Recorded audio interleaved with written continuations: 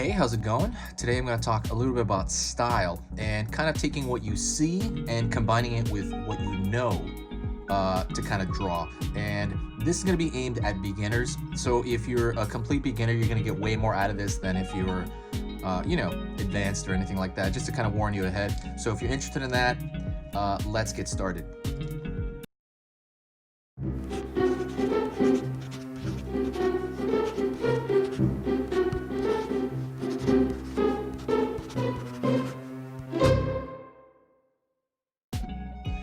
All right, cool. While I'm talking to you, I'm going to actually work on this guy here. And so I'm drawing from this action figure. It's right here. This is I think it's called Inosaurus. Ionosaurus? I think it's called Ionosaurus. Let me know in the comments if you know what that is. This is a ceratopsian dinosaur. It's a safari action figure, but I'm using it as reference, and I'm drawing it here. And I'll talk a little bit about it when I'm talking about what I mean by translation. So I'm going to leave it right in front of me. I'll probably get a better shot of it. So, so one thing I really want to emphasize is we're not really, if you're an illustrator or if you're a concept artist, what you're doing is you're giving translations of something. You're not really drawing what's in front of you for the most part. You're not trying to duplicate reality. You're trying to duplicate almost like hyper reality, right? Because line doesn't exist in nature, right? So we're doing something different. You're taking what you see, combining it, like I said, with what you know, and then you're putting it on the page, and you're doing it a different way, right? Another artist could draw the same proportions as this, but his shading or her shading would be different, and it would just kind of look inherently different, or the line weight would be different. That's kind of in our personality, and that's kind of why you choose certain artists over others, especially within a career like illustration or concept art. When I was actually in LA in Art Center, they chose people for that program not based on their finished work so much. They wanted to see the process. They wanted to see what their creative process to getting there. And that was the most important thing. That was the tip I got on how to make the portfolio before I went in there. And then I got in there thanks to that advice. So that's a really big deal. What it is you're translating reality, and that's really important to remember, because I think people get hung up on drawing what they see. There is other types of drawing, and if that's the goal, to draw what you see, absolutely. I see stuff online where it's like they draw like they'll have like a piece of bread here, and then they'll have the drawing of the bread, and you cannot tell the difference. And that's an amazing skill to have, but I feel like most people that find my channel, I feel like I'm talking to people that mostly want to, draw cool creatures, draw characters out of their head. Those are the videos that seem to get the most views and the most replies. So I'm kind of talking to that side for the most part. Portraits as well are also translations. You're taking, again, what you see and putting what you know. And let me give you an example of this with this drawing. So I have this Ionosaurus. I think it's Ionosaurus. It says it on the bottom here. Ionosaurus. Yeah, Ionosaurus. So Ionosaurus. And so I don't know if you can see this. I might get a better view on it. But his leg right here on the front, if you look at it, it's kind of fat. It's kind of fat, like a real lizard leg. But I don't want to draw per se this exact leg. I want to make it a little bit more, my own. So on his front leg, I put an elbow here, a sharp elbow, and I gave his shoulder a little bit more thickness to make him a little more buff.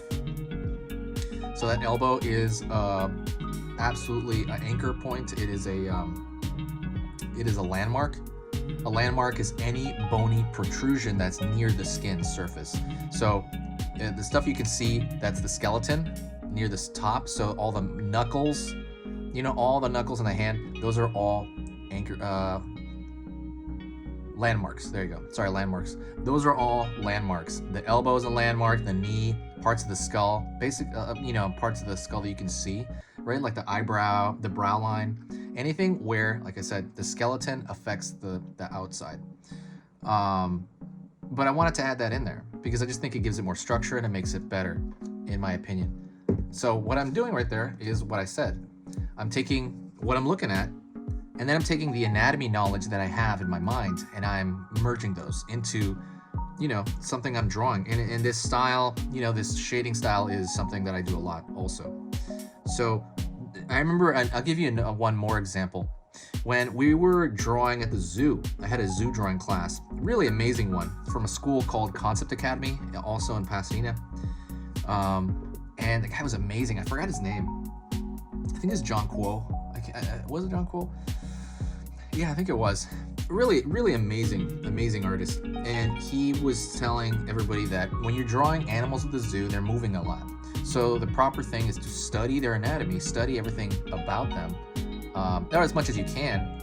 Go over there, look at something, and then you got that 20% of like what pose, how big they are, maybe certain proportions about that animal. And then like 80% of it is what you already have in your mind, in your memory bank, from what you studied. And that's the way I feel like for everything. And so that's kind of, so one of the strongest things you can do when you're translating something is to kind of bring that to the table, that you're taking something and you're going to put your own flair on it with the knowledge you may have of something else. And I think that's key for a lot of almost every illustrator. I think that's absolutely key. Have you ever looked at a photo? Let's say some family member gives you a photo and it's like a crummy photo. It's just like, man, this is like kind of like the what do you call it? The resolution on it's pretty bad. You would have to fill that in with what you know, pretty much, about like the nose, anything like that. But yeah, that's kind of everything.